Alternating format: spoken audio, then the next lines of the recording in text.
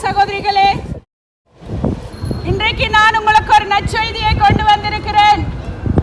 இந்த நற்செய்தியானது நாங்கள் விசுவாசிக்கிற இயேசு கிறிஸ்துவின் நற்செய்தியாய் இருக்கிறது. நாங்கள் இலங்கை தேசத்திலிருந்து அந்நிய தேசமாகிய பிரான்ஸ் பட்டணத்திற்கு நாங்கள் வந்திருக்கிறோம்.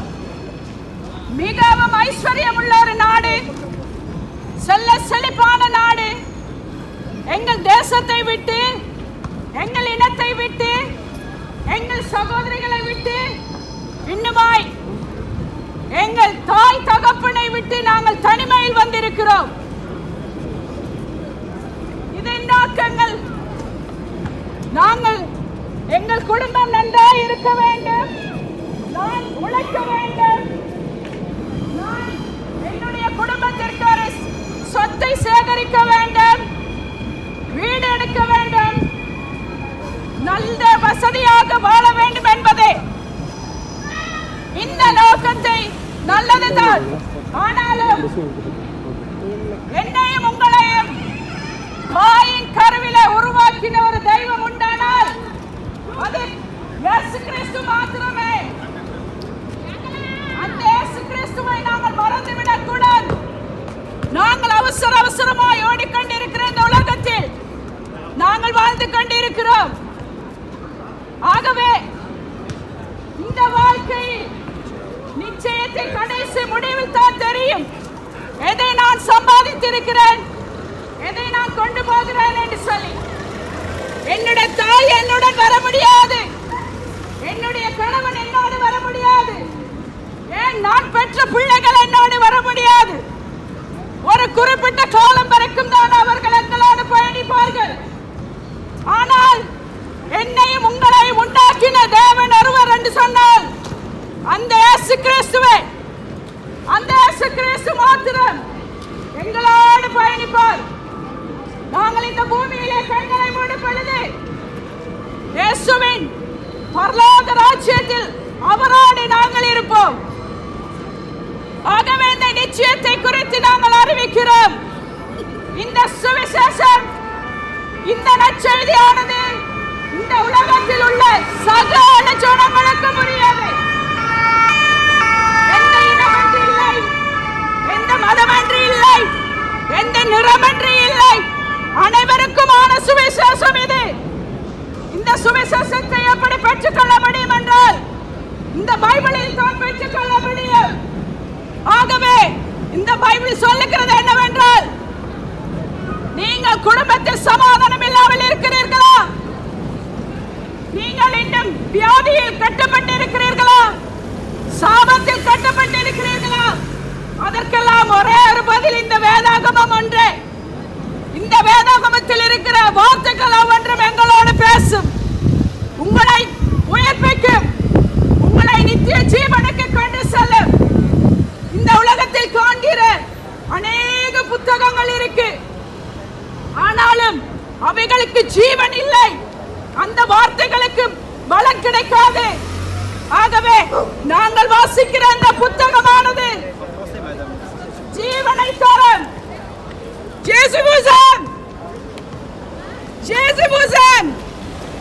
இந்த ஜீவனுள்ள வார்த்தையானது உங்களுடைய சரீரத்தில் இருக்கிற வியாதிகள், உங்கள் குடும்பத்தில் சமாதானம் இல்லாத காரியங்கள் அநேகத்துக்கும் பதில் தரக்கூடியதான ஒரே ஒரு வார்த்தை, ஜீவனுள்ள புத்தகம் இந்த பைபிள் மாத்திரமே. எந்த புத்தகத்தினாலும் சுகம் இல்லை, பலன் இல்லை, வியாதியிலிருந்து சுகம் இல்லை, இன்னுமாய் குடும்பத்திற்கு சமாதானத்தை தராது, உங்கள் ஆத்துமாக்கு விடுதலை தராது. ஆனால் நாங்கள் இன்று அறிவிக்கிற இந்த சுவிசேஷம் உங்களுக்கு ஒரு விடுதலை தரும், ஒரு சுகத்தை தரும், ஒரு உங்கள் ஆத்துமாவுக்கு சமாதானத்தை தரும். நீங்கள் அநேக சூழ்நிலை தனிமையில் இருக்கிறது என்று சொல்லி நினைத்து உங்களை நீங்களே மரணத்துக்குள்ளாய் கொண்டு செல்கிறீர்கள். அப்படிப்பட்ட சூழ்நிலையில் இருக்கிற சகோதரிகளே, தாய்மாரே, வாலிபர்களே, நண்பர்களே, அன்பான சகோதர அண்ணன்மாரே, தாய்மாரே, இது ஒரு புதிய நற்செய்தி. இந்த வாய்ப்பை நீங்கள் நழுவி விடாதீர்கள். மீண்டும் ஒரு விசை கிடைக்காது. ஆகவே உங்கள் ஆத்துமாக்காக மாத்திரமே நீங்கள் இதை ஏற்றுக்கொள்ளுங்கள். உங்கள் ஆத்துமா என்பது இந்த பூமியில இருக்கும் மட்டும் அது அநேக காரியங்களை குறித்து வாஞ்சிக்கிறது.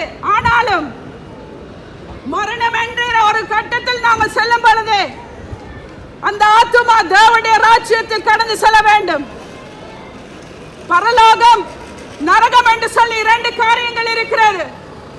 நாங்கள் நரகத்திற்கு அழைக்கப்பட்டவர்கள் அல்ல. நாங்கள் நித்தியமாய் இயேசு கிறிஸ்துவோடு ஜீவிப்பதற்கு நாங்கள் தெரிந்து கொள்ளப்பட்டவர்கள். ஆகவே அந்த நித்திய ஜீவத்துக்கு செல்ல வேண்டும் என்று சொன்னால் எங்களுடைய பாவம் முதலில் மன்னிக்கப்பட வேண்டும். அந்த பாவம் மன்னிக்கப்பட வேண்டும் என்றால் நீங்கள் இயேசு கிறிஸ்துவை ஏற்றுக்கொள்ள வேண்டும். இயேசு கிறிஸ்து உங்களை ஒவ்வொருவரை நேசிக்கிறார். இயேசு கிறிஸ்து உங்களை ஒவ்வொருவரோடும் கடந்து வந்து உங்களுக்கு சமாதானத்தை தர விரும்புகிறார். இந்த சமாதானம் உங்களுக்கு இலவசமாய் கிடைக்கிறது. இந்த பூமியில் கிடைக்கிற ஒவ்வொரு காரியமும் நீங்கள் ஏதோ ஒரு விஷயத்தில் விலைக்கிரியம் கொடுத்து நீங்கள் பெற்றுக் கொள்ளுகிறீர்கள். ஆனால் நாங்கள் கொடுக்கிற இந்த இயேசு கிறிஸ்து அறிவிக்கிற இந்த இயேசு கிறிஸ்துவாகிய இந்த பைபிள் உங்களுக்கு இலவசமாய் கொடுக்கிறது. எந்த மனுஷனாலும் கொடுக்க முடியாத சமாதானத்தை இந்த வேதம் கொடுக்கிறது. மனிதன் கொடுக்க முடியாது, நண்பர்கள் கொடுக்க முடியாது, சகோதரர்கள் கொடுக்க முடியாது, ஏன் என் தாய் தகப்பன் கொடுக்க முடியாது, என்னுடைய பிள்ளைக்கு நான் கொடுக்க முடியாத சமாதானத்தை இந்த வேதம் கொடுக்கிறது. அப்படிப்பட்ட ஒரு சமாதானத்தையும் அன்பையும் பேரன்பையும் நான் பெற்றிருக்கிறேன். ஆகவே நான் இதில் நின்று விளங்குகிறேன்.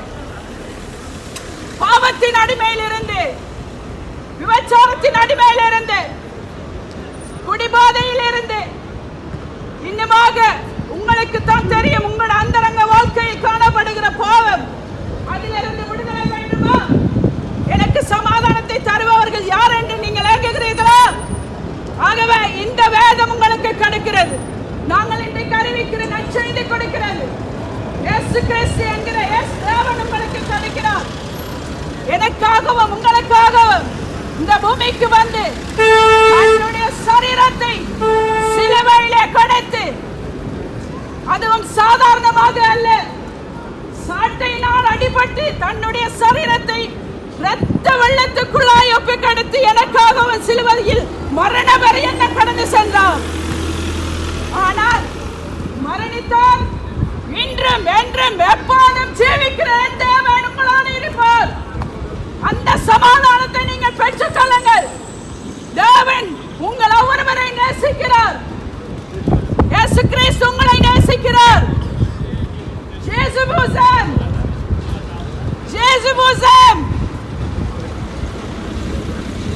இயேசு கிறிஸ்துவின் பிள்ளையாக நீங்கள் மாறுவதற்கு உங்களை நீங்களே ஆராய்ந்து பாருங்கள்.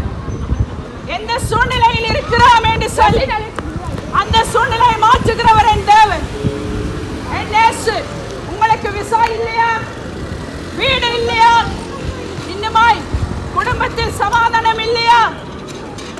இன்னும் அநேக காரியங்களை சொல்ல முடியும். அவைகளில் எல்லாமாக என் இயேசு இருப்பார். உங்களுக்கு பெற்றோராய் இருப்பார், ஆலோசகராய் இருப்பார், நண்பராய் உங்களுக்கு இருப்பார். இன்னுமாய் உங்களை தகப்பனாய் இருந்து உங்களை அனுதினமும் நடத்தி செல்லுகிறவர் அவர் மாத்திரமே. மாம்சத்தில் காண்பவர்கள், அதுவும் எங்கள் உற்றார் உறவினர்கள், சொந்தங்கள், மனிதர்கள், நண்பர்கள் ஒரு நிமிடத்தில் ஒரு கணத்தில் எங்களை விட்டு பிரிந்து செல்வார்கள். இவர் எப்போதும் எங்களோடு இருக்கிற எங்கள் தேவன். அந்த இயேசுவின் அன்பை நீங்கள் ருசி பாருங்கள். இயேசு உங்களோடு கூட இருப்பார். அந்த நித்திய ராஜ்யத்திற்குள் நீங்கள் எங்களோடு வரும்படிக்காக நாங்கள் இந்த இடத்தில் நின்று சொல்லுகிறோம். இந்த சுவிசேஷத்தை நீங்கள் ஏற்றுக்கொள்ளும் பொழுது நாங்களும் உங்களை பரலோக ராஜ்யத்தில் என் இயேசு கிறிஸ்துவோடு முகமுகமாய் காண்பேன் என்று சொல்லி நான் நம்புகிறேன். அந்த நம்பிக்கையில் நீங்கள் பிரவேசிக்கும்படிக்காக உங்களை அன்போடு கேட்கிறேன். நீங்கள் செல்லுகிற வழிகளை நாங்கள் நிதானிக்கவில்லை. ஆகவே அந்த அன்பை மாத்திரமே உங்களுக்கு சொல்லுகிறோம். அந்த அன்பை நீங்கள் ருசி பார்த்தால் மேன்மையான காரியத்தில் உங்களை கடத்தி நடத்தி சொல்ல வல்லவராய் இருக்கிறார் எங்கள் இயேசு கிறிஸ்து. இயேசு உங்களை நேசிக்கிறார். சகோதரிகளே, சகோதரர்களே, தாய்மாரே, நண்பர்களே, வாலிபர்களே, இந்த நாட்களில் நாங்கள் இந்த பிரான்ஸ் பட்டணத்தில் அநேக காரியங்கள் உள்ளது. வாலிபத்தை அண்டி இருக்கிற பிள்ளைகளே, உங்கள் வாலிபத்தை நீங்கள் வீணிலே செலவழித்து விடாதீர்கள். இயேசு கிறிஸ்துவுக்கு ஒப்புக்கொடுங்கள். இயேசு கிறிஸ்துவை அறிந்து கொள்ளுங்கள். அவரே வழியும் சத்தியமும் ஜீவனுமாய் இருக்கிறார். அந்த ஜீவனை சுதந்திரித்துக் கொள்ளும்படிக்காக, உங்கள் இருதயங்களை திறந்து விட்டு கொடுக்கும்படிக்காக நாங்கள் உங்களை அன்போடு கேட்டுக் கொள்ளுகிறோம். நாங்கள் ருசி பார்த்த அன்பை நீங்களும் ருசி பார்க்கும்படிக்காக உங்களை நாங்கள் கேட்டுக் கொள்ளுகிறோம். ஆண்டவர் தாமே உங்கள் ஒவ்வொருவரை